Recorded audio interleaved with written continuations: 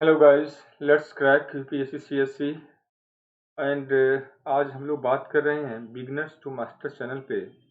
और हम लोग का टॉपिक आज का है एंथ्रोपोलॉजी में जो ऑप्शनल सब्जेक्ट है इसमें हम लोग बात कर रहे हैं। और टॉपिक आज का हम लोगों का है biological basis of racial classification और रेस डिटर्मिनेशन। हम लोग इस पे आज बात करेंगे। उम्मीद करता हूँ कि आप लोग जो भी लोग यहाँ पे अभी जुड़े हुए हो तो सब लोग मेरी आवाज़ सुन पा रहे होंगे।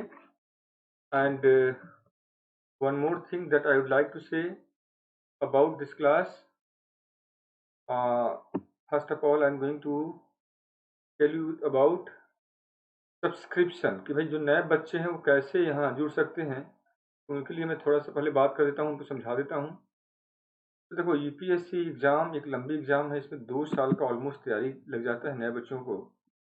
और आप अनअकैडमी के साथ अगर जुड़ते हो तो आपको क्या क्या बेनिफिट मिल रहा है। तो first of all I am going to tell about that. इससे जुड़ने से आपको क्या क्या फ़ायदा मिलने वाला है। पहला तो ये कि आपको डेली लाइव क्लास मिल जा रहा है। लाइव क्लास के अलावा आप लोगों को यहाँ पे मिल रहा है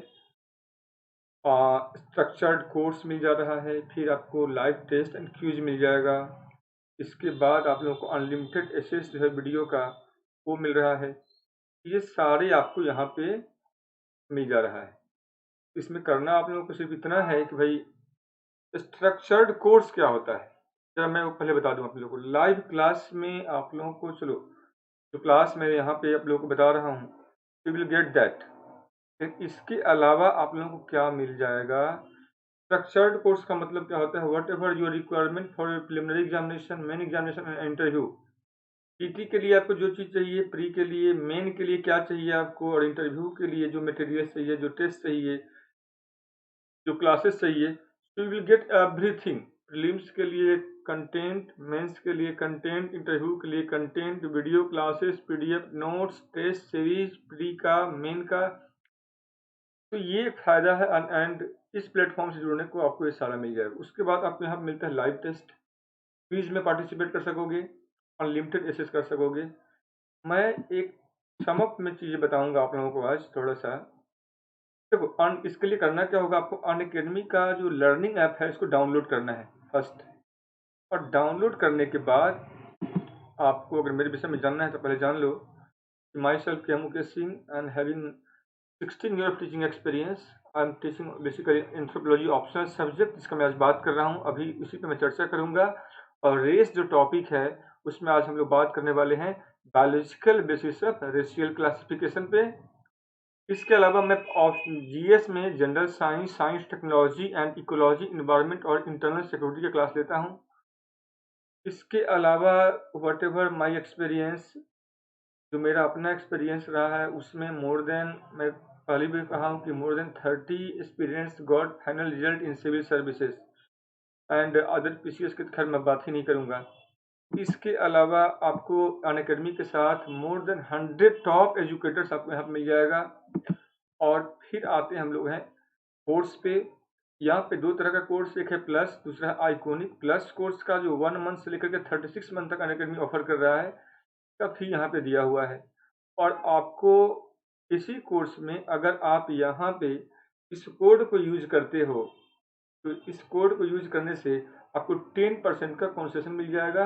तो आप इसको ले सकते हो। प्लस कोर्स में मिलना क्या, आप लोगों को लाइव क्लास मिल जाएगा, टेस्ट सीरीज मिल जाएगा, फिर अनलिमिटेड प्रैक्टिस मिल जाएगा, फिर स्ट्रक्चर शेड्यूल मिलेगा। ये सारा आपको प्लस कोर्स में मिल जाएगा। इसके बाद जो दूसरा है यहाँ पे है वो है आइकोनिक कोर्स। यहाँ भी 12 मंथ का फी लिखा हुआ है, 24 मंथ का, 2 साल का, 36 महीने का सबका लिखा हुआ है। 10% कंसेशन के लिए इसको कोड को यूज कर लो MKS1 and you will get 10% फी अब आपको ये पे करने होंगे। अब इस कोर्स में क्या मिलना है, personalise feedback, study planner, daily main question answer, personal coach plus feature of the plus course. ये सारा आपको यहाँ पे मिल जाएगा। लेकिन इस सबसे बड़ा एक पैकेज अनअकैडमी अभी अनाउंस किया है, वो क्या है, जहाँ तक ऑफलाइन या किसी भी ऑनलाइन कोर्स में आप एक ऑप्शनल के क्लास के लिए 30,000, 40,000, 50,000 पे करते हो, अनअकैडमी भी वही चार्ज करती है। पर यहाँ पे जीएस का फीस है 49,500 फॉर 1 ईयर 12 मंथ के लिए, और ऑप्शनल का फी है 27,500 रुपीज़। अगर आप इस दोनों को एक साथ अगर आप देखते हो तो बिफोर 31 ऑफ अक्टूबर से पहले यहाँ पे आपको ये जो है ऑप्शनल का फी नहीं लगेगा। सिर्फ जीएस के फी में ही आपके ऑप्शनल के भी क्लास होंगे और टोटल जो फी आपको पे करना है 49,500 ही पे करना होगा। लेकिन अगर आप 31 अक्टूबर के बाद एडमिशन लेते हो या सब्सक्रिप्शन लेते हो तो इन ओके सो तो आपको फिर से अगेन फी जो पे करने होंगे होगा 77,000 रुपीज़। तो आपको यहाँ पे मैं देख रहा हूँ 27,500 रुपये का इमीडिएट बेनिफिट हो रहा है, तो आप इसको मत छोड़ो। और मुझे लग रहा है कि 49,500 में 1 साल तक ऑप्शनल जीएस के चारों पेपर प्री की तैयारी कोई नहीं करा सकता है, ये इम्पॉसिबल है। अनअकैडमी इसलिए करा रही है क्योंकि ऑनलाइन है, जितना मैक्सिमम देख सके। दूसरा आपको यहाँ पे सबसे बड़ा फायदा क्या मिलने वाला है, आपको सेम टॉपिक पे आपको कई सारे फैकल्टीज मिल जाएंगे। आप थाउजेंड्स में वीडियो को डाउनलोड कर सकते हो, पीडीएफ को डाउनलोड कर सकते हो, क्वेस्ट में जो है यहाँ पे उसमें पार्टिसिपेट कर सकते हो, टेस्ट में पार्टिसिपेट कर सकते हो, आंसर राइटिंग कर सकते हो और क्लास को एसेस कर सकते हो। सिर्फ करना है, एक सब्सक्रिप्शन लेना है एंड गेट दिस बेनिफिट। तो मैं समझता हूँ कि यूपीएससी एक लंबी तैयारी है और लंबी तैयारी के हिसाब से एज ए टीचर मेरा अपना बच्चों के लिए ही होगा कि अभी कोरोना का टाइम भी चल रहा है और इससे बेहतर फी हो ही नहीं सकता है, क्योंकि ये सबसे चीपेस्ट सबसे फी है। तो मैं यही कहूँगा कि भाई आप लोग इसको ज्वाइन कर लो ताकि आपको रेगुलर क्लास मिल सके और आप अनअकैडमी के लाइव क्लास में आप आ सको। हाँ, एक चीज़ और यहाँ पे अनअकैडमी यहाँ पे कई सारे ऑप्शन भी ऑफर कर रहा है, इसमें से मैं जो ऑप्शन ले रहा हूँ तो एंथ्रोपोलॉजी है। आप इसमें से आपका जो भी ऑप्शन आप चुन सकते हो चाहो अपने हिसाब से। तो और 1 मंथ से लेने अगर मान लो कोई बच्चा को पूरा फी अफोर्ड नहीं करता है और सोचता है कि मैं 1 महीना का पढ़ के देखता हूँ, तब 1 मंथ के लिए 5,000 फी पे करके पूरा 1 महीने तक ऑप्शन की क्लास कर सकते हो। जीएस के लिए आपको 9,000 पे करने होंगे and for 1 month you will get accessibility के 9,000 चार्ज लगेंगे एंड इसमें भी आपको 10% का कंसेशन मिलता है। कंडीशन अप्लाइड ये है कि यहाँ भी आप इस कोड को यूज कर लेना, जबकि वही 24 मंथ में जाओगे या 12 मंथ में जाओगे फिर आपको 27,500 प्लस 49,000 पे करने होंगे और फिर वही आ जाएगा 77,000 पे। 24 मंथ के जब जाओगे तो आपको 40,000 प्लस 72,000 ये पे करने होंगे। 36 मंथ में जाओगे तो 50,000 प्लस 90,000 पे करने होंगे। और अभी जो ऑफर चल रहा है जैसा इन लोगों ने अनाउंस किया हुआ है उसमें just you need to pay 49,500 rupees and get the access of 1 year. 1 साल तक वीडियो को एक्सेस कर सकते हो, क्लास को ज्वाइन कर सकते हो, टेस्ट को पार्टिसिपेट कर सकते हो। तो मेरे तरफ से अगर सजेशन कोई मांगोगे then I will suggest for everyone, चाहे फ्रेशर हो चाहे आप एग्जाम दिए हुए हो, आपको कहीं ना कहीं एक कटिंग एज तो मिलता है। और ये लंबी तैयारी है, आपका तैयारी हमेशा उसमें फ्रीक्वेंसी मेंटेन होना चाहिए और इसके लिए आपको कहीं ना कहीं इनरोल रहना चाहिए और इससे बढ़िया ऑफर आपके लिए कुछ भी नहीं हो सकता है। तो need not to wait for the launch of the course, better join the course and start your classes. तो बैठ करके रहने से अच्छा है कुछ करें। देखो सक्सेस क्या है बेसिकली, थोड़ा सा मैं एक लाइन बता दूं आप लोगों को, उसके बाद मैं बात करूंगा। जैसे मान लो ये है अनअकैडमी का स्पेशल क्लास जहाँ पे मैं क्लास ले रहा हूँ, इसमें जो बच्चे ज्वाइन कर रहे हैं उनको क्या होता है ना, वो प्रॉपर इंटरेक्ट कर पाते हैं। यूट्यूब पे थोड़ा सा ये प्रॉब्लम है इंटरेक्शन में, क्योंकि वहाँ पे थोड़ा सा डिले होता है। इसलिए आप लोग कोशिश ये करो कि आप अनअकैडमी के चैनल के थ्रू जुड़ जाओ और आप प्रॉपर इंटरेक्ट कर सकते हो, क्वेश्चन आंसर कर सकते हो और सारा एक एक क्लास, एक एक टेस्ट, एक एक मटेरियल को आप वहाँ से ले सकते हो और डाउनलोड कर सकोगे। अब आज का टॉपिक हम लोग का ये है, पर एक चीज़ मैं और बता देता हूँ। तो सक्सेस क्या होता है, आप अगर टाइम से आपको सफलता मिलता है तो वो सक्सेस है, लेकिन वही सक्सेस अगर टाइम से हट के मिलता है तो वो फिर सक्सेस नहीं रह जाता है। तो आप टाइम को बगैर गंवाए हुए तैयारी कर रहे हो यूपीएससी का, तो उसमें आप अपनी प्लानिंग करो कि कब सक्सेस लेना आपको है, उस हिसाब से कहीं जहाँ भी ज्वाइन करना है ज्वाइन कर लो। उसमें से Unacademy one of the best platform है इंडिया में, ट्रस्टेड है, टेस्टेड है। आईएएस के कई सारे यूपीएससी जो क्वालिफाइड एस्पिरेंट्स हैं वो यहाँ पे हैं और आपको यहाँ पे तमाम कोड यूज करके पर्टिकुलर टीचर को चुन सकते हो आप। यहाँ पे आपको 10% का कंसेशन मिल जाता है। एमकेएस कोड याद कर लेना, MKS1 कोड को यूज कर लेना और एडमिशन ले सकते हो 31 अक्टूबर से पहले। अब हम लोग चलते हैं आज के क्लास पे, और आज का हम लोग का टॉपिक है biological basis of racial determination. Race को हम लोग जो ठीक है क्लासिफाई करते हैं तो उसके क्या क्या आधार होता है, इस पर हम लोग बात करेंगे। और मैंने आप लोगों को पहले ही बता दिया था कि रेस क्या होता है, ठीक है ना।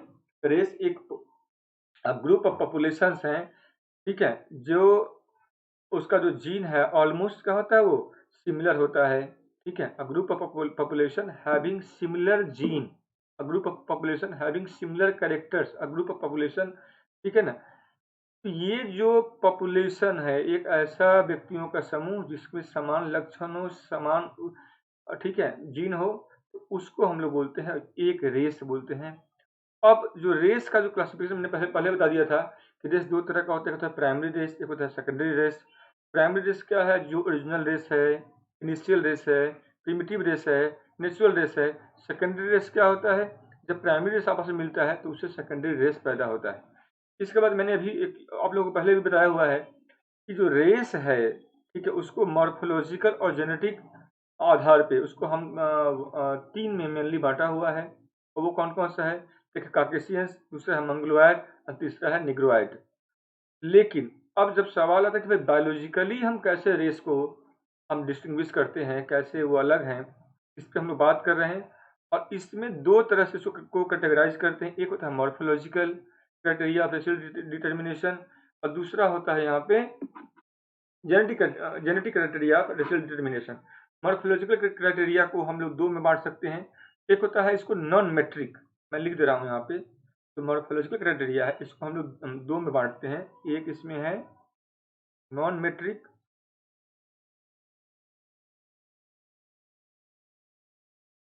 नॉन मेट्रिक, और दूसरा इसमें आता है मेट्रिक, जो यूपीएससी के सिलेबस में मेंशन है, नॉन मेट्रिक। और दूसरा क्या है, मेट्रिक। नॉन मेट्रिक को हम लोग मॉर्फोस्कोपी भी कहते हैं, जबकि जो मेट्रिक है इसको भी हम लोग मॉर्फोस्कोपी कहते हैं। डिफरेंस क्या होता है, नॉन मेट्रिक में हम लोग लेते हैं स्किन का colour, hair colour, texture, hair का फॉर्म, आई का कलर, आई का शेप लेते हैं। जबकि जो मेट्रिक है इसमें हम लोग मेजरमेंट करते हैं। मेट्रिक का मतलब होता है मेजरमेंट। नॉन मेट्रिक में जो जिसको मेजर नहीं करते हैं, ऑब्जर्व करते हैं। तो नॉन मेट्रिक का मतलब हुआ ऑब्जर्वेबल मॉर्फोलॉजिकल कैरेक्टर्स, जिसको आप ऑब्जर्व करते हो। और मेट्रिक का मतलब जिसको आप मेजर करते हो, मेजरेबल मॉर्फोलॉजिकल कैरेक्टर्स होता है ये, इसको मापते हो आप। और मापने के लिए इसमें क्या लेते हैं हम लोग हैं, इसमें हम लोग लेते हैं फेशियल इंडेक्स को एक ले लिया, सिफैलिक इंडेक्स को दो ले लिया, सिफैलिक इंडेक्स के बाद नेजल इंडेक्स को तीन ले लिया। जो बॉडी का स्ट्रेचर होता है, तो स्ट्रेचर को हम ले लेते हैं, यहाँ पे ले लेते हैं। These are the things that we are measuring, इसको हम मेजर करते हैं, ठीक है। तो ये आपको याद रखना है यहाँ पे है। तो जो बॉडी बिल्ड है उसको हम कैसे मेजर करेंगे, या क्रैनियल इंडेक्स, जो सिफेलिक इंडेक्स इसको कैसे मेजर करते हैं, या नेजल इंडेक्स इसको कैसे मेजर करते हैं, या फेशियल जो इंडेक्स होता है उसको कैसे मेजर करते हैं। तो ये है मेजरेबल। मेट्रिक का मतलब मेजरेबल, नॉन मेट्रिक का मतलब हुआ ऑब्जर्वेबल। पर स्किन के कलर को मेजर थोड़े करोगे, हेयर के कलर को मेजर थोड़े करोगे, हेयर के कलर को ऑब्जर्व करोगे, कितना वो ब्लैक है, कितना वो ब्राउन है, ठीक है। या टेक्सचर का फॉर्म, टेक्सचर या फॉर्म है, इसको मेजर थोड़े करोगे, इसको ऑब्जर्व कर सकते हो। और दूसरा होता है जेनेटिक। जेनेटिक में हम लोग यहाँ पे जो बात करने वाले हैं, तो मैं थोड़ा पहले बता देता हूँ आप लोगों को। जेनेटिक जो क्राइटेरिया है रेस का, उसको हम लोग जो मेनली जो क्राइटेरिया लेते हैं, ब्लड ग्रुप ले लिया। ब्लड ग्रुप के अलावा हम लोग अदर्स में मान लो क्रोमोसोमल वेरिएशन हो गया, या हीमोग्लोबिन हो गया।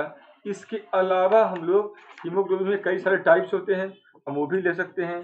या अगर हम वो नहीं लेकर के हम एक एक करके अगर बात करें, तो जैसे आइसो एंजाइम का नाम सुना होगा, या ग्लूकोज 6, ठीक है, फॉस्फेट डिहाइड्रोजिनेज का नाम सुना होगा, G6PD का नाम सुना होगा, या सीरम प्रोटीन का नाम सुना होगा, या इम्यूनोग्लोबुलिन का नाम सुना होगा, इसको बोलते हैं एंटीबॉडी भी बोलते हैं, या HLA सिस्टम का नाम सुना होगा, या डीएनए वेरिएशंस हो गया, ठीक है, या क्रोमोसोमल वेरिएशंस हो गया। तो ये सारा हम यहाँ पे लेते हैं। तो अगर लिखने की बात होगा तो मैं यहाँ पे लिख देता हूँ, आप लोग और भी पॉइंट को यहाँ पे ऐड कर लोगे। इसके अलावा हम लोग क्या क्या ले सकते हैं, पर सबको एक्सप्लेन करना क्या पॉसिबल हो पाएगा। तो एंथ्रोपोलॉजी में रेस का जो टॉपिक है, इसको अगर हम इंटीग्रेट करते हैं दूसरे टॉपिक से तब तो पॉसिबल है, लेकिन अगर हम सिर्फ रेस पे रहते हैं तो कुछ जरूरी नहीं है कि हम उसको जाके करें। जैसे मान लो अदर जेनेटिक ट्रेड्स में अगर हम बात करें तो यहाँ पे मैं लिख दे रहा हूँ क्या क्या ले सकते हो आप लोग, ताकि आपके पास एक नोट्स हो जाए। और कभी क्वेश्चन इस पार्ट से पूछ सकता है और कभी मॉर्फोलॉजिकल पार्ट से पूछ सकता है और कभी दोनों को जोड़ करके क्वेश्चन दे देगा। ठीक है, define race and discuss the biological basis of racial classification. तो वैसे में आपको दोनों पार्ट लिखना पड़ेगा, फिर आप समराइज कर लोगे। और अदर कैरेक्टर में क्या क्या हो गया, पहला हो गया आइसो एंजाइम, ठीक है। दूसरा यहाँ पे हो जाएगा ग्लूकोज 6 फॉस्फेट डिहाइड्रोजिनेज,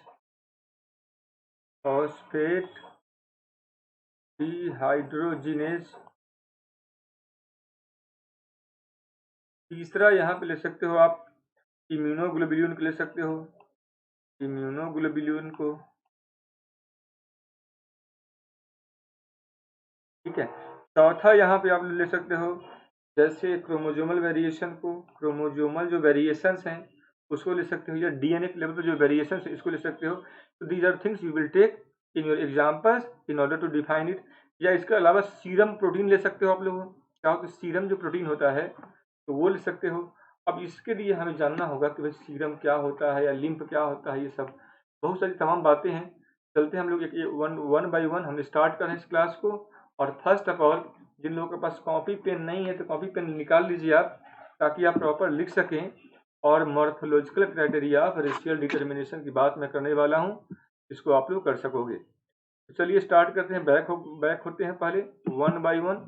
हम जितने कैरेक्टर का हमने यहाँ पे लिया हुआ कि वो क्राइटेरिया क्या क्या होगा हमने यहाँ पे ऐड किया हुआ है। तो स्किन के कलर से शुरुआत किया है, हेयर का जो करेक्टरिस्टिक है, ठीक है, या फिंगर्स का जो फरोज होता है उसका करेक्टरिस्टिक हो गया यहाँ पे मान लो, ठीक है ना, या नोज हो गया, या लिप्स हो गया, या फेस है, या हेड है, या ईयर है, या बॉडी बिल्ड है, या आपका फेशियल इंडेक्स हो गया, या सिफेलिक इंडेक्स हो गया, या नेजल इंडेक्स हो गया, ठीक है, या आपका स्ट्रेचर हो गया। तो हम दोनों की बात करेंगे। कई दफ़ा नॉन मैट्रिक में भी क्वेश्चन पूछा है, तो डिपेंड करता है कि क्वेश्चन कितने पार्ट में तोड़ करके बनाता है और उसके हिसाब से आप लोगों से सवाल पूछा जाएगा, ठीक है। वैसे जिन लोगों का ये पहला क्लास हो तो उनको मैं थोड़ा सा बता दूं पहले कि भाई जो प्रजाति का जो निर्धारण है, रेस को हिंदी में बोलते हैं प्रजाति, और प्रजाति का जो निर्धारण होता है इसके विषय में थोड़ा सा आप लोग ध्यान से सुन लो। प्रजाति क्या है, बेसिकली धार्मिक, राजनीतिक, सामाजिक या ये कोई क्षेत्रवाद नहीं है। प्रजाति, पहली बात ये समझ लो, प्रजाति की जो अवधारणा है न धार्मिक है, न राजनीतिक है, न सामाजिक है, न ये क्षेत्रवाद पर आधारित नहीं है, बल्कि यह एक जैविक शारीरिक विशेषता पे आधारित है।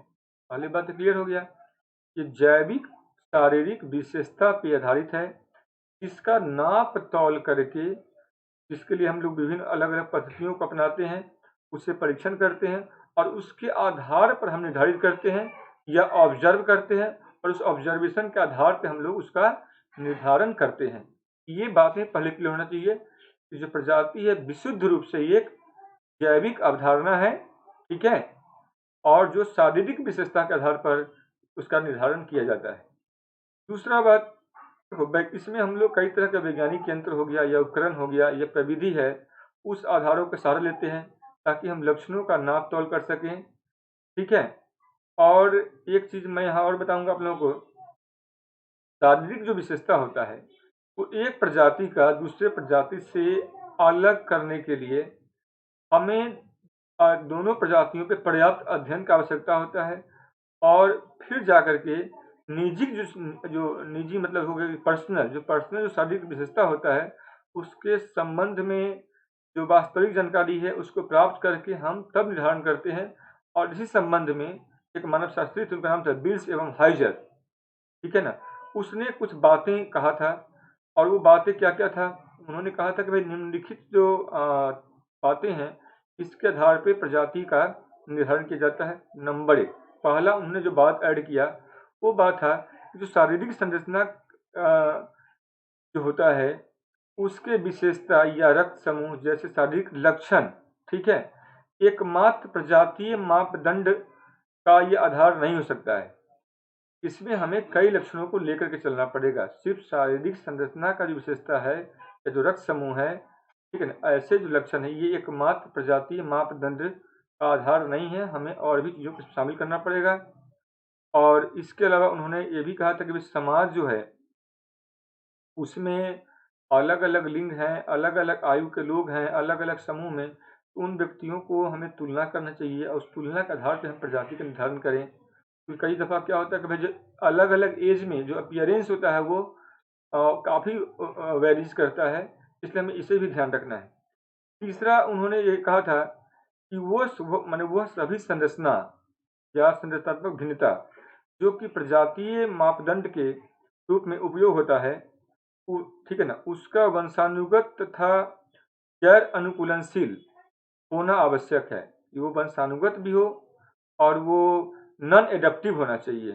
ठीक है, ऐसा नहीं कि केवल इन एक ही लक्षण के आधार पर किसी भी प्रजाति का हम निर्माण कर दें कि ये नहीं चलेगा। उसमें हमें तमाम तथ्यों को शामिल करना पड़ेगा और यही कारण है कि हमने यहाँ पे जब प्रजाति की बात कहा है तो हमने तमाम लक्षणों को लिया हुआ, स्किन का कलर से लेकर के, हेयर के कलर से लेकर के, फिंगर्स के एरोज से लेकर के, nose, lips, face, head, ear, body build, facial index, क्रलिन इंडेक्स, नेजल इंडेक्स, स्ट्रेचर, सब चीज़ों को शामिल किया है। और इसके बाद हमने फिर जेनेटिक जो अनुवांशिक जो लक्षण है उसको भी शामिल किया है और इन सब में अगर वो वेरीज करता है तो वो प्रजाति फिर अलग माना जाएगा, अदरवाइज वो प्रजाति अलग नहीं माना जाएगा। तो इन तमाम बातों को हमें शामिल करना है। अब एक एक करके हम लोग सब पे बात करेंगे। सबसे पहला जो लक्षण हमारे पास है वो है स्किन कलर। चलिए आप लोग कॉपी ले चुके होंगे और एक एक करके स्टार्ट करते हैं और एक फ्रेश पेज ले लेते हैं ताकि लिख सकें यहाँ पे हम और आप लोग देख सको। चलो पहला है स्किन कलर, मैं लिख रहा हूँ। फर्स्ट करेक्टर है स्किन कलर।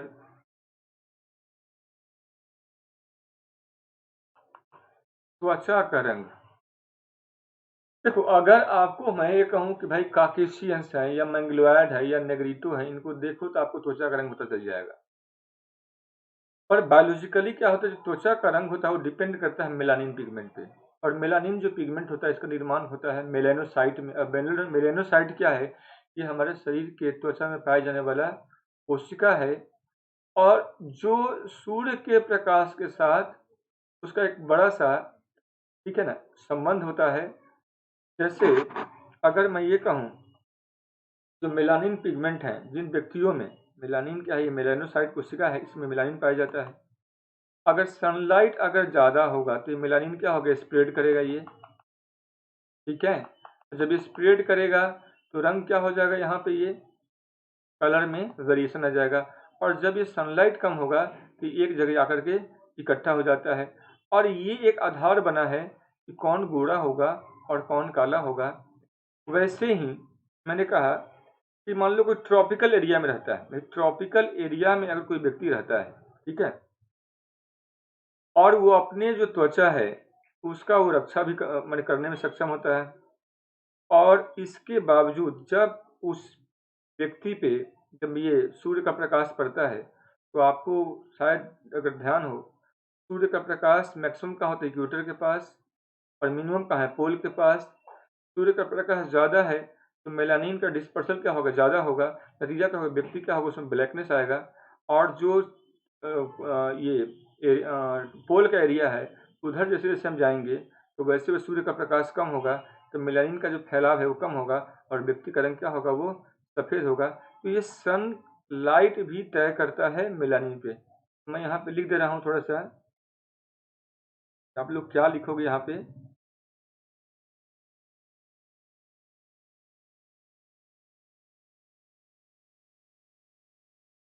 ठीक है ना, inhabitant of tropical area, inhabitant of tropical area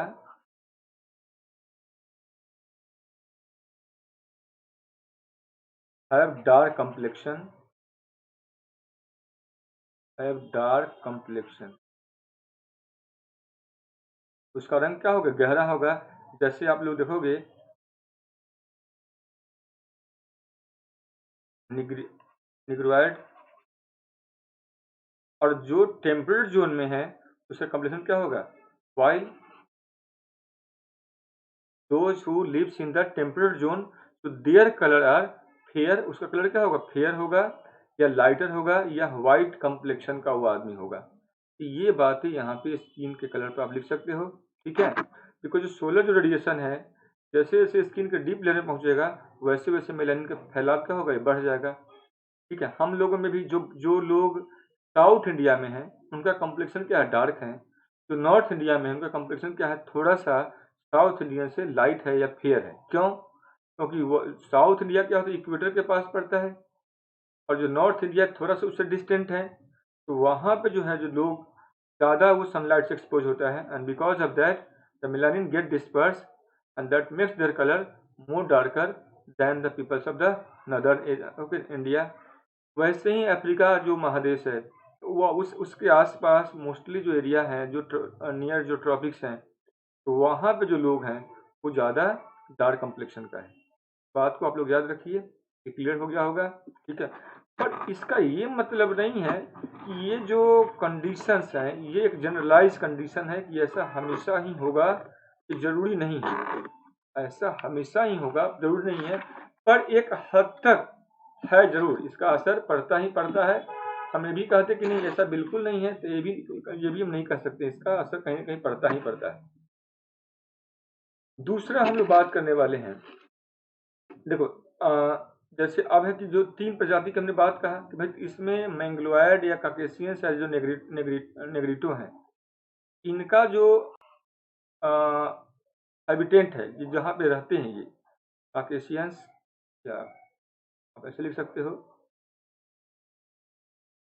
कॉकेसवाइड, कॉकेसवाइड या मैंग्लोयड, मंगलोयड या नेग्रिटो या निग्रोयड, ठीक है। तो निग्रोयड में क्या होगा, जो मेलानिन है ठीक है उसका मात्रा क्या है, ज़्यादा है। जो मैंग्लोयड है उसमें जो मेलानिन है उसका मात्रा क्या है, कुछ निग्रिटो से थोड़ा सा कम है। और जो काकेसवाइड है उसमें मेलानिन का मात्रा सबसे कम है। क्यों, ऐसा क्यों है? क्योंकि तीनों जो लोग हैं ठीक है इनमें जो पिगमेंट जो होता है वो थोड़ा सा वेरीज कर जाता है। निग्रोयड में जहाँ पे ये मेलानोडर्म पिगमेंट होता है, मैंग्लोयड में पिगमेंट जैंथोडर्म कहलाता है, काकेसवाइड में पिगमेंट ल्यूकोडर्म कहलाता है। ल्यूकोडर्म, ल्यूको सबसे आपको याद आ रहा होगा ल्यूकोसाइट, ल्यूकोसाइट का कलर कैसा होता है, WBC कलर कैसा होता है, व्हाइट। दैट्स वाई ल्यूकोडर्म का मतलब व्हाइट इन अपीयरेंस।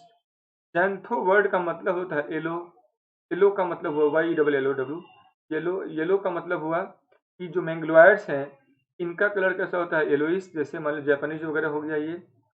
और जो मेलानो साइट्स जिसमें मैक्सिमम है ये किस में आ जाएगा, निग्रोइड्स में। वैसे ही हम लोग बात करने वाले हैं, दूसरा करेक्टर हम लोग ले रहे हैं और वो होगा हेयर का। तो सेकंड करेक्टर हम लोग बात करेंगे हेयर का, हेयर का कलर। अब हेयर में दो चीज़ें होता है, एक तो होता है हेयर का कलर होता है, हेयर का टेक्सचर होता है, हेयर का फॉर्म होता है, ठीक है। हेयर के कलर में तीन बातें, एक तो हेयर का कलर हो गया, दूसरा हेयर का टेक्सचर हो गया, तीसरा हेयर का फॉर्म हो गया। ये तीनों अलग अलग बातें हैं। अब जहाँ तक कलर की बात है, ठीक है, तो ये प्रजाति आप तीन ऐसे ही याद रखना है इसको, CMN करके याद रखना है। C फॉर कॉकेसवाइड, M फॉर मैंग्लोयड और N फॉर निग्रोइड, ठीक है। तीनों में हम जब बात करेंगे, जब भी बात करेंगे ये तीनों अब यही आएगा। तो हमेशा याद रखना कि भाई काकेशियंस में टेक्सचर क्या होगा, मैंग्लोयड में क्या होगा या नेग्रिटो में क्या होगा, काकेशियंस के में फॉर्म क्या होगा या मैंग्लोयड में क्या होगा या नेग्रोइड में क्या होगा, हेयर का कलर या हेयर का टेक्सचर या हेयर का फॉर्म। अब पहले कलर की बात करते हैं। जहाँ तक कलर है, जो काकेशियंस हैं इनमें इनका जो हेयर कलर होता है ये जनरली क्या होता है, ब्राउन देखते हो, नहीं। यूरोपियंस हैं इनमें कलर्स क्या देखते हो आप लोग, जनरली क्या होता है, ब्राउन्स होता है या लाइट ब्लंड होता है इसमें, तो ब्राउन कह सकते हो आप। जो मैंग्लोयड हैं इनमें करेक्ट क्या होगा, या तो ब्राउन होगा या तो ब्राउन ब्लैक होगा। सिंपल सी बात है, यहाँ पे ब्राउन ब्लैक का लिख सकते हो, ब्राउन ब्लैक, यहाँ पे क्या होगा, ब्राउन और ब्लैक ये लिख सकते हो। और जब बात आती है निग्रोइड का, तो इसका एकदम से क्या होगा, ये इन कंपेयर टू मैंग्लोइड्स इसमें ब्लैक ये ज़्यादा है, पर इसमें भी ब्राउन है। तो यहाँ भी कलर की जब बात है, यहाँ भी क्या होगा, ब्राउन ब्लैक या ब्लैक, तीन बातें यहाँ पे आ जाए। अब जो डिफरेंस इन जो कलर्स हैं, इसके पीछे भी रीजन क्या है, मेलानिन का। ठीक है, तो मेलानिन जितना ज़्यादा होगा कलर उतना ही ज़्यादा वो गहरा होगा, मेलानिन जितना कम होगा कलर उतना ही वो क्लियर होगा।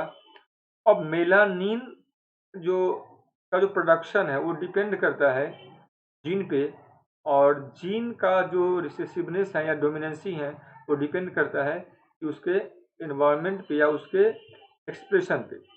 नेक्स्ट हम लोग बात करने वाले हैं टेक्सचर का। टेक्सचर की जब हम बात करते हैं तो जो काकेशियंस हैं, काकेशियंस हमने पढ़ा लिया है, काकेशियंस में ये जो टेक्सचर होता है हेयर का वो फाइन टेक्सचर होता है। फाइन टेक्सचर हम लोग इसको बोलते हैं, यहाँ पे क्या होगा, फाइन टेक्सचर। अगर मैंग्लोइड की बात करें, मैंग्लोइड में ये थोड़ा सा मीडियम टेक्सचर होगा, यहाँ पे मीडियम टेक्सचर का होगा। जबकि अगर हम नेग्रिटो की बात करें तो यहाँ पे हेयर क्या होगा, कोरस होगा। हेयर क्या है, ये कोरस हेयर, यहाँ पे मीडियम है और यहाँ पे फाइन टेक्सचर होगी। वैसे अगर हम फॉर्म की बात करें, जहाँ तक ककेशोइड्स हैं, इसमें जो हेयर होता है थोड़ा सा वेवी होता है और वेवी हो, ठीक है। जबकि अगर मैंग्लोइड की बात करें तो ये क्या होगा, स्मूथ होगा। यहाँ पे तो यहाँ पे जो हेयर है वो थोड़ा सा वेवी होगा। वेवी का मतलब वैसे, मैंग्लोइड का मतलब हुआ इसमें जो हेयर होगा वो थोड़ा सा स्मूथ होगा, स्मूथ होगा यहाँ पे। और नेग्रिटो में जो हेयर है आप लोगों को सबको पता होगा ये ऊली हो जाता है ना, ऊली होगा ये। तो आप याद रखना इसको ऐसे कि हेयर ऊली होता है। अब इसके लिए कुछ साइंटिफिक वर्ड भी है। अब वो साइंटिफिक वर्ड अगर हम चाहें तो उसको हम यूज भी कर सकते हैं, अगर हम नहीं चाहें तो यूज नहीं कर सकते हैं। रही बात क्या यहाँ पे डायग्राम बना सकते हैं या नहीं बना सकते हैं, बनाना चाहिए नहीं बनाना चाहिए, तो ये डिपेंड करता है आपके कंडीशन, ये कि आप प्रैक्टिस पे, कि आप कितना प्रैक्टिस करते हो उसी हिसाब से आप डायग्राम बना भी सकते हो, और डायग्राम आप नहीं बनाओ तो उससे कुछ फर्क ज़्यादा नहीं पड़ता है। क्योंकि ये एक सिंपल सा एक विजुअल अपीयरेंस है लोगों में, जो नेग्रिटो हैं ये कौन है, मैंग्लोइड कौन है या ककेशियंस कौन है। तो यहाँ पे बहुत फर्क इसका नहीं पड़ेगा। पर तभी भी बहुत से बच्चे क्या होते हैं उसमें अपना अपने अपने हिसाब से वो डायग्राम भी बना सकते हैं। और डायग्राम बनाओगे तो उसको को फिर से पूरा लेबलिंग करोगे। देखो डायग्राम बनाओ, लेबलिंग करो, ये एक अच्छा बात है, लेकिन अल्टीमेटली कंटेंट आपका होना चाहिए। कंटेंट नहीं रहेगा तो फिर पैकेजिंग करने में दिक्कत होगा। कंटेंट का पैकेजिंग जरूरी होता है मेन एग्जामिनेशन में, हमेशा इस बात को ध्यान रखिए, तभी आपको नंबर मिलेंगे, और नहीं तो फिर क्या होगा, मुश्किल हो जाएगा नंबर में।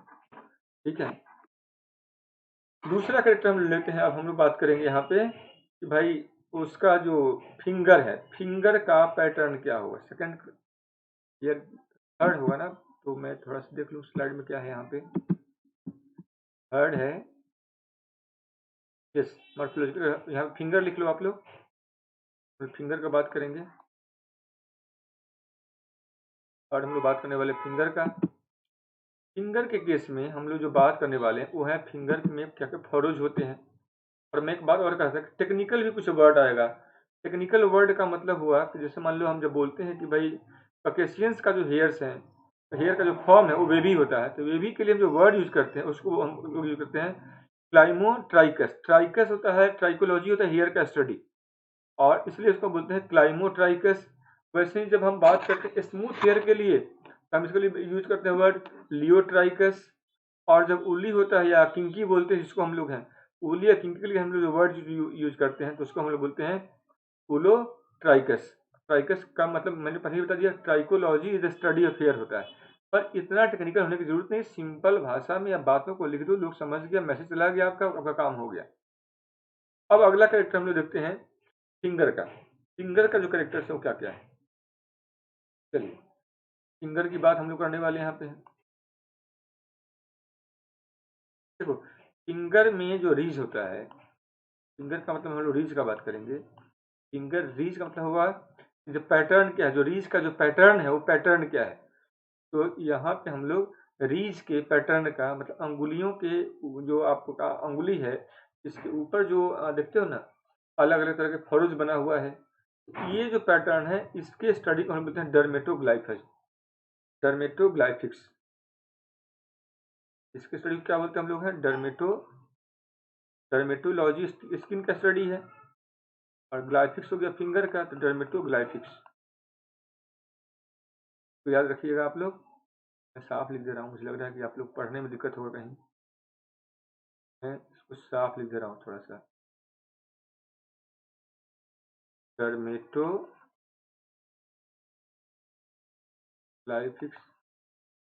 और ये इसमें हम क्या स्टडी करते हैं, फिंगर के रीज के पैटर्न का, ठीक है। ये हम लोग इसमें बात करेंगे, ठीक है। और ये जो रीज का पैटर्न है हम कहाँ कहाँ देखते हैं, तो फिंगर में देखेंगे, ये पाम में देख सकते हैं, सोल में देख सकते हैं, या टोज में देख सकते हैं। ये वो ठीक है ना, फिंगर या पैर के जो हथेली हो गया या जो अंगूठा हो गया, हम यहाँ पे हम इसको हम देखते हैं किस किस तरह का ये टोज है और किस में कैसा है।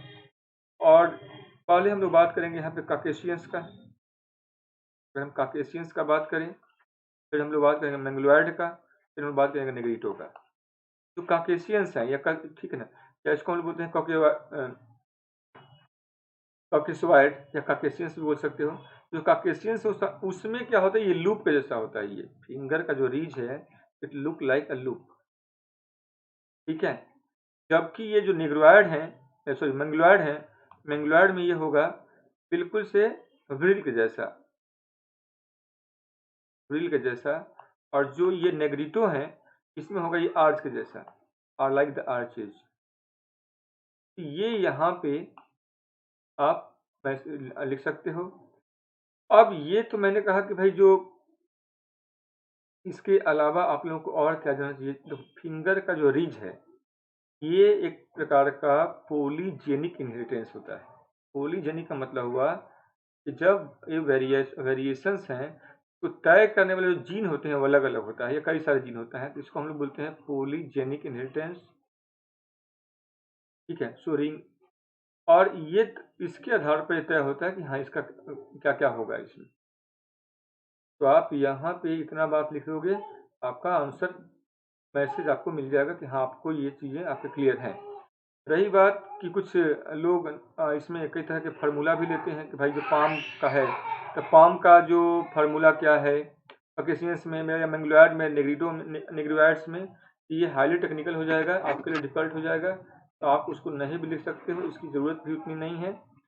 सिर्फ नेक्स्ट करेक्टर हम लोग बात करेंगे इसके बाद। नेक्स्ट करेक्टर हम लोगों का है यहाँ पे,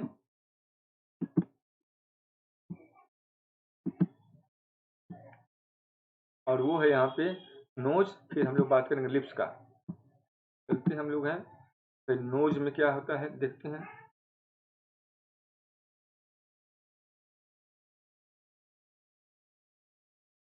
जैसे आई का शेप हो गया, ठीक है, या नोज का शेप हो गया, या बॉडी बिल्ट हो गया, ये सारे बड़े कॉमन से करेक्टर होता है। तो ये हमें एटलीस्ट वंस आप पढ़ते हो नहीं पढ़ते हो, पर आपको थोड़ा सा ये आना चाहिए, ताकि ये आपके एग्जाम में बड़ा मैटर करता है कि आप प्रॉपरली कितना आप लिख पा रहे हो और लोगों के को कितना आप मैसेज कन्वे कर पा रहे हो, ठीक है।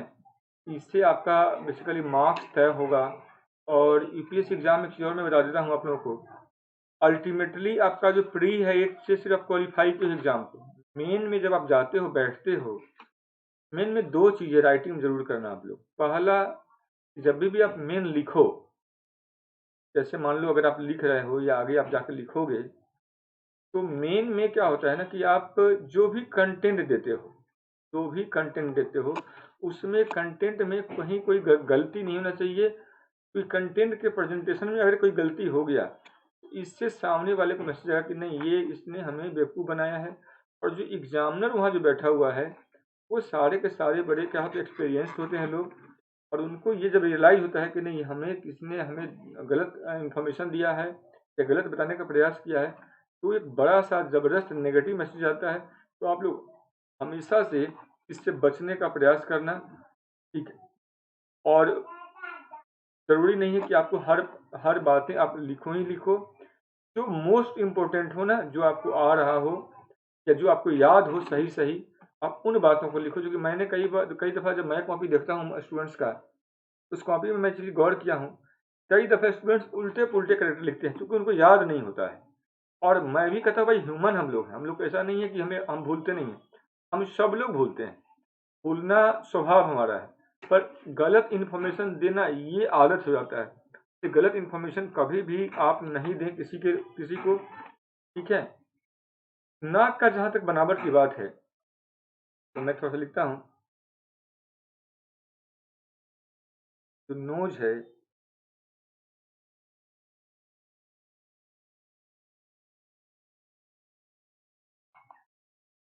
सबसे पहले एक एंथ्रोपोलॉजिस्ट थे, उनका नाम था थॉमसन, ठीक है। इन्होंने ही नाक के आधार पर प्रजाति को निश्चित करने का प्रयास किया था, और ये श्रेय इन्हीं को जाता है। ये थे प्रोफेसर बेसिकली। और इनके अनुसार जो नाक की बनावट होता है, वो शरीर का एक अस्थायी संरचना है। और ये एक, ठीक है, नाक का जो बनावट है ये शरीर का एक अस्थायी संरचना है। और नाक के बनावट का माप जो है, जो मेजरमेंट है, वो जीवित एवं मृतक दोनों प्रकार के व्यक्तियों का इसमें लिया जाता है, ठीक है। भाई नाक किसका चौड़ा है, किसका चौड़ा नहीं है, ठीक है। और ये जो बनावट है नाक का, वो 3 प्रकार का माना गया है। एक नाक वो है जो लंबा और पतला है, दूसरा नाक वो है जो चपटा नाक है, तीसरा नाक वो है जो चौड़ा नाक है, ठीक है। जहाँ तक बात रही अलग अलग प्रजाति का, काकेशियन जो है, आप लोग ये आप नहीं पढ़ सकते हो, आप ऑब्जर्व करके भी, आप अगर 3 डायग्राम ले लेते हो, एक मैंगलोइड्स का, एक काकेशियंस का, एक नेग्रिटो का, आपको देख करके अभी ऑब्जर्व कर सकते हो इसका नाक क्या होता है। तब पहले आप एक बात लिखो कि ये यहाँ पे लिखो प्रोफेसर थॉमसन। प्रोफेसर थॉमसन, इन्होंने नोज को एज ए परमानेंट स्ट्रक्चर मान करके क्लासिफाई करने का प्रयास किया। और इन्होंने ही कहा जो हम नाक का बनावट है वो 3 प्रकार का होता है। पहला इन्होंने कहा कि भाई लंबा नाक होगा और पतला नाक होगा, ठीक है, लॉन्ग एंड थिन, ठीक है। दूसरा इन्होंने कहा कि भाई जो ये जो चपटा नाक होगा, मतलब ब्रॉड होगा नोज, ठीक है। और तीसरा, चपटा का मतलब हुआ कि ब्रॉड नहीं कहो, ये हो गया बेसिकली चौड़ा हो गया।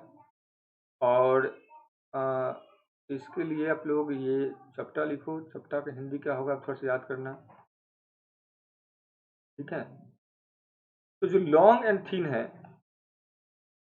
लॉन्ग एंड थिन है, लंबा जो नाक है, लंबा और पतला नाक किसका होगा, जो काकेशियंस हैं इसके जो नाक होते हैं तो वो लॉन्ग और थिन होता है। जबकि जो मैंगलोइड हैं, ठीक है, इसका नाक क्या है, थोड़ा सा चपटा होता है, जैसे जैपनीज वगैरह हो गया, इसका नाक क्या होगा, थोड़ा सा चपटा होगा मैंगलोइड्स में। और जो ब्रॉड नोज है ये होता है बेसिकली नेग्रिटो का। तो ये एक डिफरेंस आप लोगों को यहाँ पे याद रखना है। अब हम लोग बात करेंगे थोड़ा सा नोज पे ही एक और कैरेक्टर ले लेते हैं, यहीं पे हम लोग नेजल इंडेक्स का, क्योंकि ये फिर दोबारा आएगा। तो नेजल इंडेक्स की बात हम लोग यहीं पे कर लेते हैं कि नेजल इंडेक्स क्या होता है,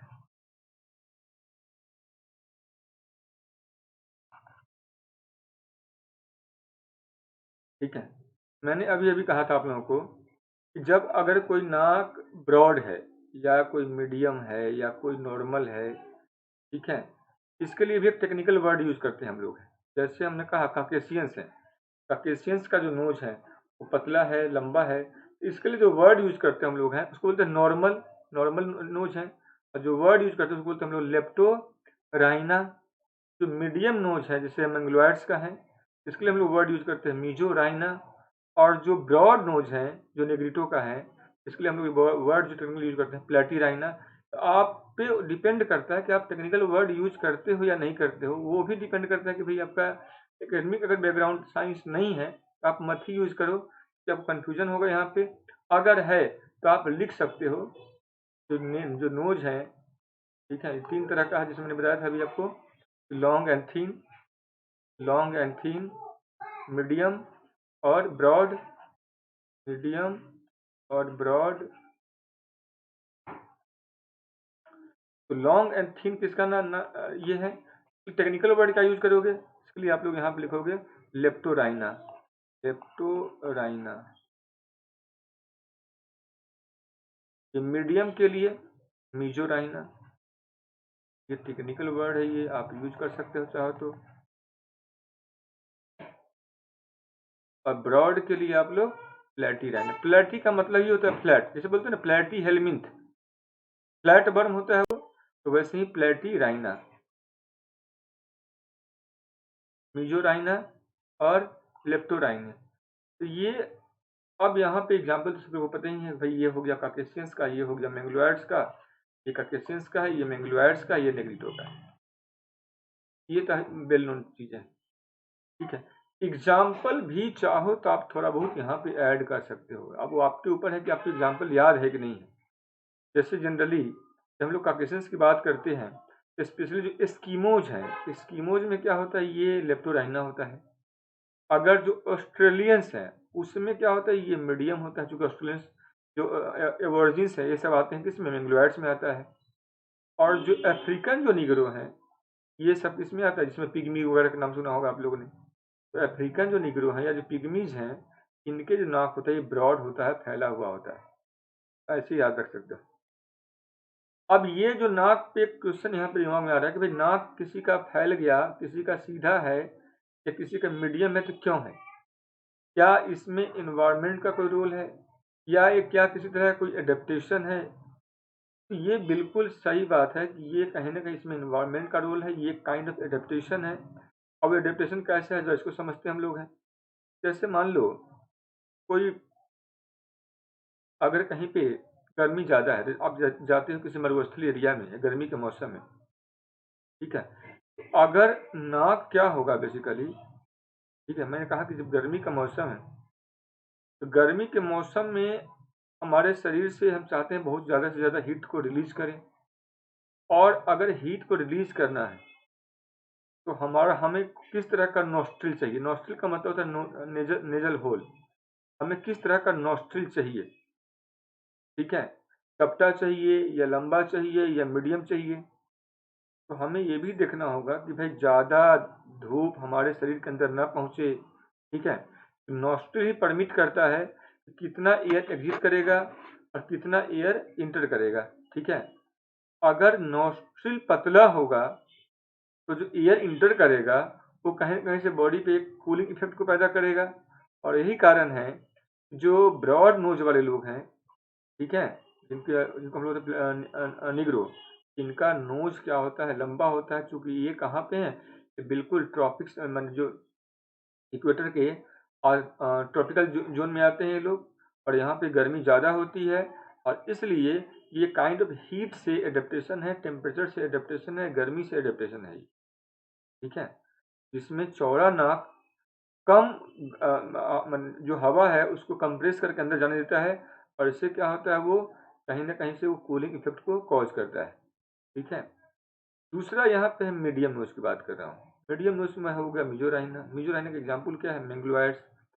और मीजोराइना जो कंडीशन है ये एक तो मीडियम हो गया, तो ना ज़्यादा गर्मी है ना ज़्यादा ठंड है। पहला है लेप्टोराइना कंडीशन। लेप्टोराइना कंडीशन में क्या हुआ, ये ठंडे में एडेप्टेशन के लिए है। भाई ठंडे के मौसम में अगर आपको एडेप्ट करना है, ठीक है, तो अगर नाक क्या है, अगर लंबा होगा, है ना, तो ये इसका सरफेस एरिया क्या होगा, बढ़ जाएगा। तो जो इनकमिंग एयर है वो क्या रहेगा, वो थोड़ा सा गर्म बना रहेगा। एंड दैट्स वाई ये नाक लंबा होता है, और ये काइंड ऑफ कोल्ड एडेप्टेशन है।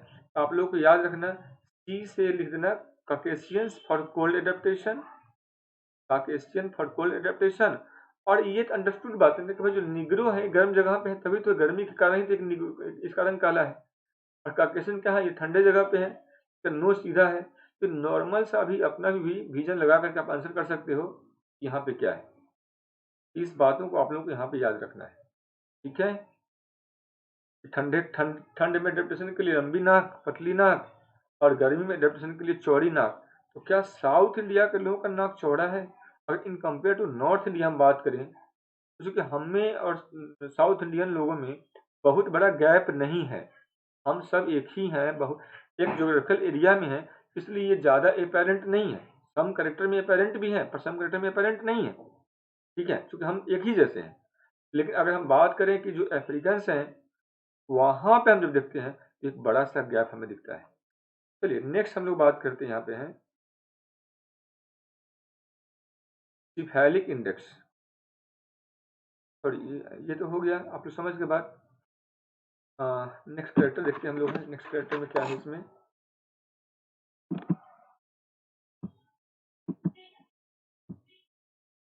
नेक्स्ट कैरेक्टर है यहाँ पे लिप्स का, फिर फेस का। चलो हम लेते हैं लिप्स का। लिप्स का क्या इस पे फर्क पड़ता है यहाँ पे,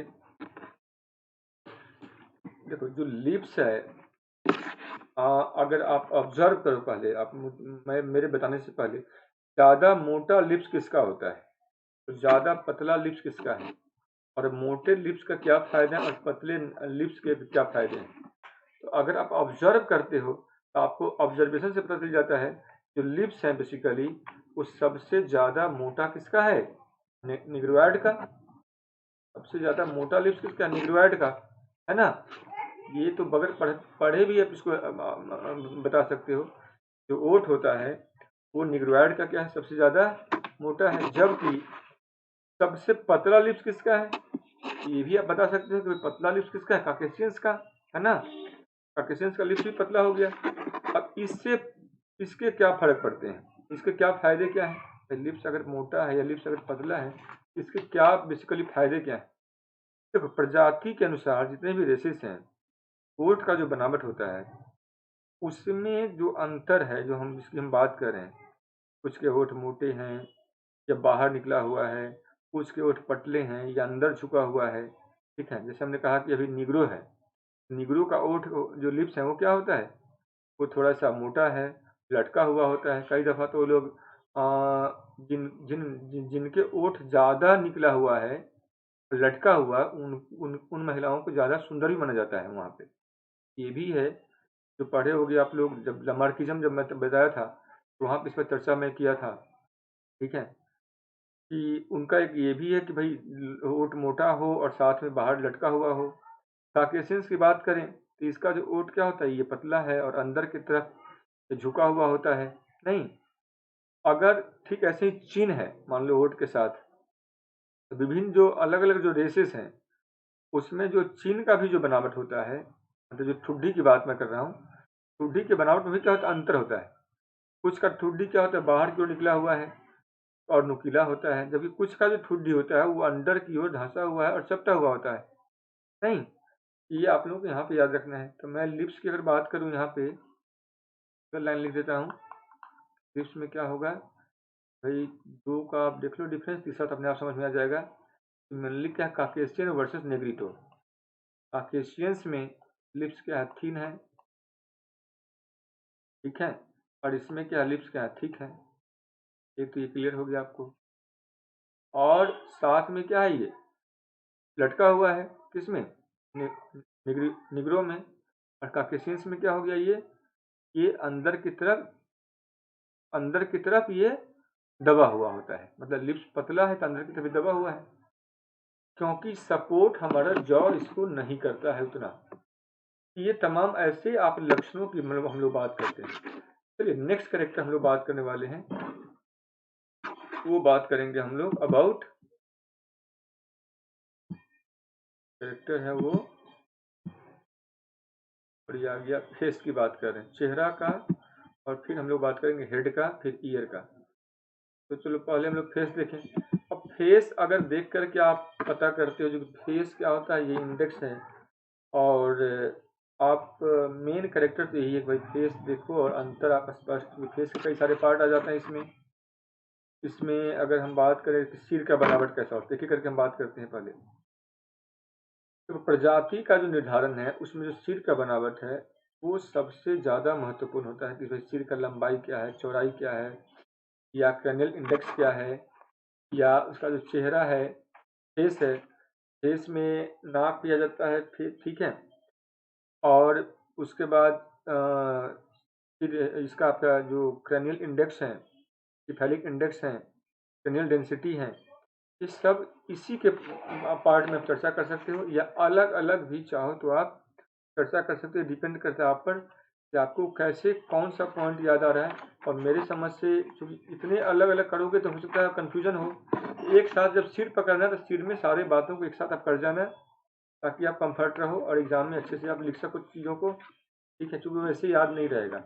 और नहीं याद रहे कुछ भी तो आप तीनों का चेहरा गौर कर लेना, काकेशियंस का, मंगोलॉइड्स का, निग्रो का। मंगोलॉइड्स का मतलब हुआ अफ्रीकन को थोड़ा सा याद कर लेना, थोड़ा सा जापानीज को याद कर लेना। काकेशियंस में अमेरिकन हो गया, इंडियंस हो गया, इसको थोड़ा सा याद कर लेना। और निग्रो में अफ्रीकन को याद कर लेना। अपने आप आपको क्लियर हो जाएगा इसका क्या बनावट है, और इस आधार पर बनावट को कह सकते हो। ठीक है, तो चलिए हम लोग यहाँ पर पहले देखते हैं थोड़ा सा एक एक करके। वेसिफाइलिक्स जो इंडेक्स है वो क्या होता है और उसमें क्या क्या डिफरेंस है। और एक बात और मैं बताऊंगा आप लोगों को कि अभी भी दोबारा मैं कह रहा हूँ, अनअकैडमी जो आप लोगों को ऑफर कर रहा है, इस ऑफर को अभी आप हाथ से जाने मत दो, नहीं तो बाद में बड़े अफसोस होगा। क्योंकि फिर आप अनअकैडमी आप ज्वाइन नहीं कर पाओगे, क्योंकि उसका फी ग्रेजुअली बढ़ ही रहा है। और चाहे इसी फी में आपको एडमिशन मिल जाए तो कोड मैंने बता ही दिया है कि MKS कोड को यूज़ कर लो। फैकल्टी आपको चुनने का तमाम मौका यहाँ मिलता रहता है, फैकल्टी अपने हिसाब से चुन सकते हो। लेकिन आप एक बार अगर यहाँ पे इनरोल्ड हो जाते हो, आप 1 ईयर के लिए आप कंफर्टेबल हो जाओगे। आपको तमाम फैकल्टी उन सब का गाइडलाइन सब कुछ मिल जाएगा आपको, और फिर तैयारी में आपको काफ़ी सहूलियत हो जाएगी। इसलिए मैं कई बार कह रहा हूँ आप लोगों को कि भाई एडमिशन ले लेना, सब्सक्रिप्शन ले लो टाइम रहते हुए। टाइम बीतने के बाद फिर आपके हाथ से चीज़ें निकल जाएंगी, फिर आप कोई फायदा नहीं होगा। देखो, चलते हैं हम लोग टॉपिक पे आ जाते हैं फिर से बैक। टॉपिक हम लोग बात कर रहे थे, हम यहाँ पे बात कर रहे हैं फेस का। अब मैंने कहा कि फेस में कई सारी चीज़ें हम लोग लेंगे यहाँ एक एक करके। और ले लेते हैं फेस में, हम लोग लेते हैं फेशियल इंडेक्स ले लेते हैं। चलो फेस की बात करते इसमें फेशियल इंडेक्स ही ले लेते हैं। फेशियल इंडेक्स की बात करते हैं, इसमें ये कैसे मेजर कैसे करते हैं। तो जो फेस का जो लेंथ है, लेंथ बटा फेस का ब्रेथ।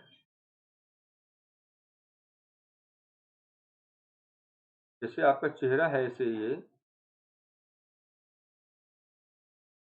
ये हो गया लेंथ और ये हो गया ब्रेथ। तो ये आप इसको ले लो और गुना कर देते हैं हम 100 से, और जो भी वैल्यू आता है तो हम उसी को बोलते हैं फेशियल इंडेक्स। ठीक है, अब ये जो फेशियल इंडेक्स होता है ये अलग अलग में अलग अलग होगा। जैसे अगर हम कहें कि भाई काकेशियंस में क्या होगा ये, या मंगलोइड में क्या होगा ये, या ये मंगलोइड में क्या होगा, या नेग्रिटो में क्या होगा, ये अलग अलग इसके मान है। काकेशियंस में जो इंडेक्स होता है ये 84 होता है ऑलमोस्ट। जो मंगलोइड्स हैं इसमें 84 to 88 होता है, ये 84 से लेकर के 88 के बीच में होगा। और जो नेग्रिटो है, ठीक है, तो नेग्रिटो में जो इंडेक्स हो रहा है ये आप जब गौर करोगे तो ऑलमोस्ट ये 88 के पास चला जाता है। वजह क्या है, इसका जो चेहरा होता है ये ज़्यादा चौड़ा हो जाता है ये। ठीक है, अब सॉरी नैरो हो जाता है इसका, किसका, नेग्रिटो का। यहाँ पे याद रखना ये क्या है, नैरो है फेस। और नैरो होने के कारण, ठीक है, इस तरह के फेस को या फेशियल इंडेक्स को हम बोलते हैं लेप्रोप्रोस्कोपिक। पर इतना ज़रूरत नहीं होगा कि आप हर एक चीज़ को, अब टेक्निकल नाम आप जानो ही जानो, अगर नहीं जानते तो कोई बात नहीं। या यूरी प्रोस्कोपिक हम बोलते हैं काकेशियंस के केस में। और मीजो प्रोस्कोपिक, देखो यूरी का मतलब होता है, या जो मीजो है, मीजो का मतलब हुआ मिडिल, लेप्रो का मतलब होता है बिहाइंड, यूरी का मतलब होता है फर्स्ट फॉरवर्ड। ये याद यहाँ पर रख सकते हो आप लोग। ठीक है, मतलब इसका क्या होगा, ब्रॉड ज़्यादा होगा, इसका मीडियम होगा, और इसका नैरो है फेशियल इंडेक्स में। दूसरा यहाँ पे फेशियल इंडेक्स जब आप हमने बताया आपको, इसके अलावा इसमें आप क्या क्या ले सकते हो। तो कैरेक्टर्स हम लोग एक एक करके हम लोग बात ही कर रहे हैं। तो नेक्स्ट देख लेते हैं हम लोग यहाँ पे।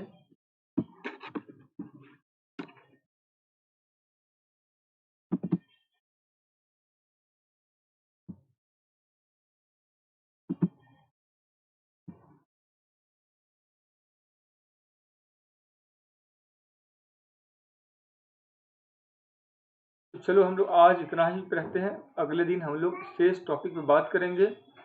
एंड और जो लोग देख रहे हैं आप लोग को मैं एक चीज़ और कहूँगा कि भाई इसी हिसाब से कैरेक्टर को पढ़िए। और जो लोग पढ़ एंथ्रोपोलॉजी जिनका ऑप्शनल है, तो थोड़ा सा मैं भी स्लो हूँ ताकि और भी बच्चे जुड़ सकें और चीज़ों को समझ सकें। चूँकि रिप्लाई क्या होता है ना, इस पे आता नहीं है जनरली, आप लोग रिप्लाई तो करते नहीं हो, मुझे भी समझ नहीं आता कौन सुन रहे हो कौन नहीं सुन रहे हो। और बगैर रिप्लाई के जब क्लास होती है तो उसमें थोड़ा सा स्लो हो जाता हूँ। थोड़ा सा आप लोग भी यहाँ पे देखते रहें चीज़ों को, और फिर हम लोग मिलते हैं। तब तक के लिए सभी सब लोगों को थैंक यू एंड बाय। और कोड यहाँ पे इसको यूज कर सकते हैं आप लोग हैं।